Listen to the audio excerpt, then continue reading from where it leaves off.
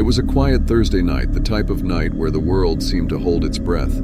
Sarah, a 27-year-old graphic designer, was driving home after working late at the office.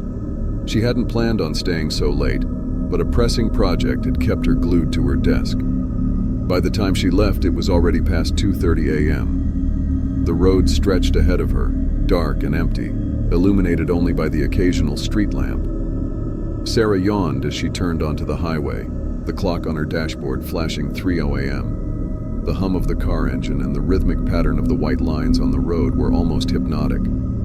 She turned up the volume on the radio, trying to keep herself alert. The road was eerily quiet, with no other cars in sight.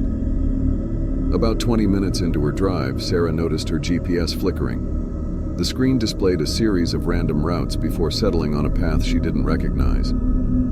Confused, she glanced at the road signs, but they were obscured by thick fog. She decided to trust the GPS, thinking it might be a shorter route home. The fog grew thicker as she continued to drive, making it difficult to see more than a few feet ahead.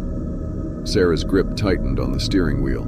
The radio signal started to crackle and eventually cut out, leaving her in unsettling silence. She switched to her phone's music, but the signal was weak. As Sarah navigated a sharp bend, her headlights caught something on the road. A figure stood in the middle of the lane, barely visible through the fog. She slammed on the brakes, her heart racing. The figure didn't move. It seemed to be a man, but she couldn't make out any details. She honked her horn, but the figure remained still. Just as she was about to call for help, the fog shifted, and the figure vanished. Sarah's heart pounded in her chest. She cautiously drove forward, half expecting the figure to reappear, but the road remained empty. A few miles down the road, Sarah spotted a dimly lit sign for a gas station. Relieved, she pulled in, hoping to find someone who could help her get back on track.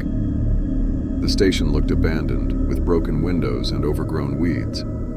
There was no sign of life. She stepped out of her car, the cold air biting at her skin. As she approached the building, an old man stepped out of the shadows. His clothes were ragged, and his eyes seemed to bore into her soul. "Lost, are we?" he rasped. Sarah nodded, too unnerved to speak. The man pointed down a narrow, unmarked road. "That way," he said, his voice echoing in the silence. "But be careful. Strange things happen at night." Sarah thanked the man and quickly got back into her car. She drove down the narrow road, the trees closing in around her. The road seemed to go on forever, twisting and turning. She couldn't shake the feeling of being watched. Every shadow seemed to move, and every rustle of leaves sounded like whispers. Suddenly, her car started to sputter. The engine light flashed on the dashboard. "Not now," she muttered, pulling over to the side of the road.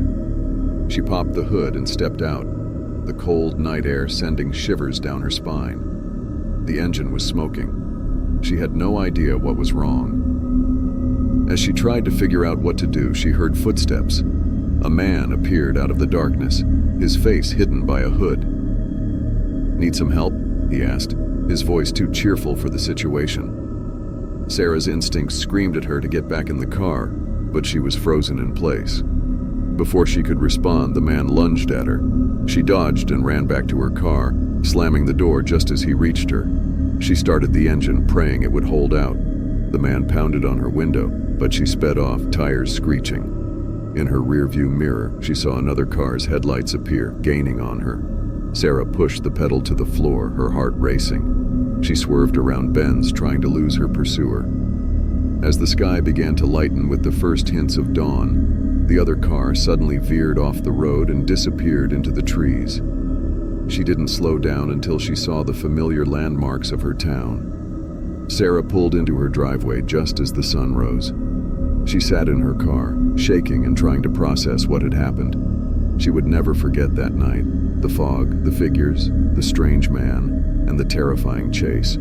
She vowed never to drive alone at 3 a.m. again. Weeks later, Sarah learned that the old gas station had been abandoned for years, and that several people had reported strange occurrences on that road. She couldn't shake the feeling that something, or someone, had been watching her that night.